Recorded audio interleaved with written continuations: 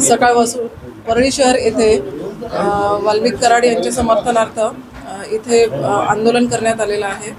त्या आंदोलनामध्ये समर्थकांच्या ज्या प्रमुख मागण्या होत्या की त्यांच्यावरील जे खोटे गुन्हे आहेत ते परत घ्यावे आणि जो काही तपास आहे तो कुठल्याही दबावाखाली होऊ नये, अशा पद्धतीच्या त्यांच्या मागण्या आहेत।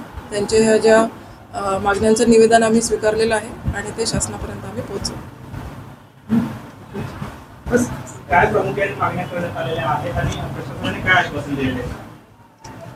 आश्वासन देणारे प्रशासनापर्यंत आम्ही हे जे निवेदन आहे आणि त्यांच्या या ज्या मागण्या आहेत त्या आम्ही पोहोचवू, एवढंच आम्ही आतापर्यंत सांगितलं। काही आंदोलकांनी आत्महत्येचा देखील प्रयत्न केलेला आहे या आंदोलनादरम्यान।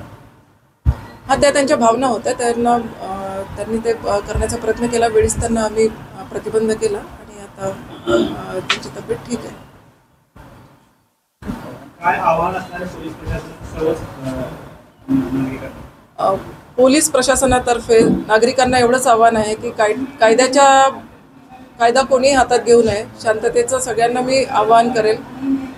सगळ्यांचा जो ज्या भावना आहेत